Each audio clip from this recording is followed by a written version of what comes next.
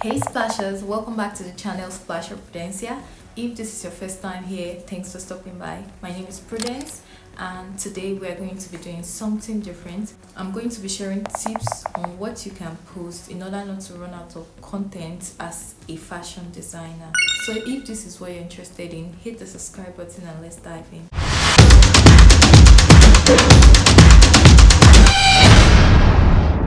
Number one is vlogs.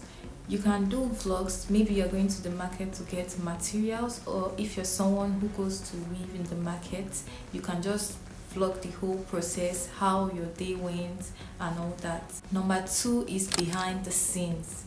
For example, the process of making a dress, the struggles you encounter, the joys and all that. You can just do a voiceover, film the entire process, and that's another content. Number three is sharing a sewing tip.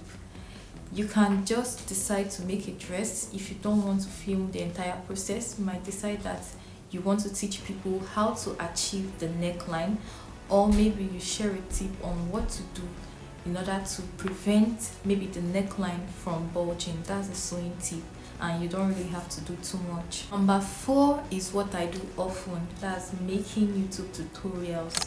You can just decide to pick a trendy style and then film the entire process from the whole cutting, the drafting to the sewing process, and then you do a voiceover teaching people how they can recreate that exact style. Number five is transition videos. You might not have the time to film the entire process of making a dress, but then after making the dress you can do a transition video with you putting on that dress. That is another content idea.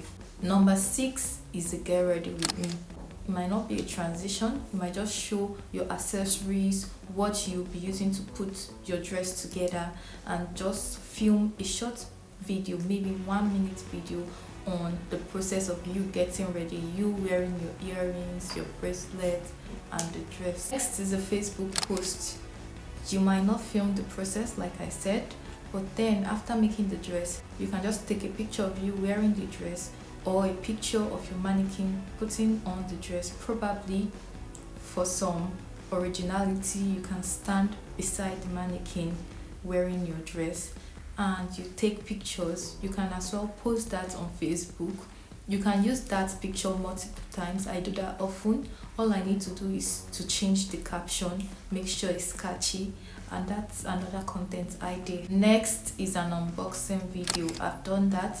For example, I remember when I got my new tripod, I did an unboxing video showing people what the make of that tripod is, how to use it, rating it, what I feel about that particular tripod. So your unboxing video might be on your new sewing machine, a new sewing tool, or something different. Another content idea is style it your way. We see people do videos on how to style a particular dress. You might just have a plain tees, but the way you style it matters a lot. So if you have a tip on how to style it better, you can make a video and teach people how to do that. Another content idea is from sketch to finish. If you're a fashion designer and you know how to sketch, definitely the first process you need to pass through before making the dress is sketching your idea. So you can film the process of you sketching the dress, sourcing for the fabric, probably cutting it, and then do a voiceover. So that is just like showing people the entire process of you putting that dress together. And before I list the next point, if you do not know how to sketch, just send a DM on my Facebook or Instagram and I'm going to tell you what to do. Another thing is collaborating with other people in your niche. Okay, don't view your colleagues as competitors. You need collaborations to grow. So if there's anything you feel like you can collaborate with people in your niche, do well to reach out to them. Make sure your message is direct and kind. So if they are open to that collaboration, good for you. Another thing is hosting a giveaway. Giveaways actually make your audience feel connected to you.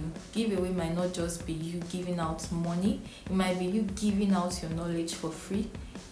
Maybe your online course, you can just make it in form of a contest where they have to do something to win that opportunity. The next one is sharing your favorite fashion trends or prediction. For example, we saw Vicky James when she asked everyone to guess the gender of her child. So you can just use that as a content idea. Whatever is trending, you hop on it so long as it's related to your niche. These are the few out of the many content ideas I have. So if there's anyone I missed out, do well to let me know in the comment section, and if you need a part 2 of this video, do well to let me know. Hit the subscribe button. Until next time, keep splashing, guys.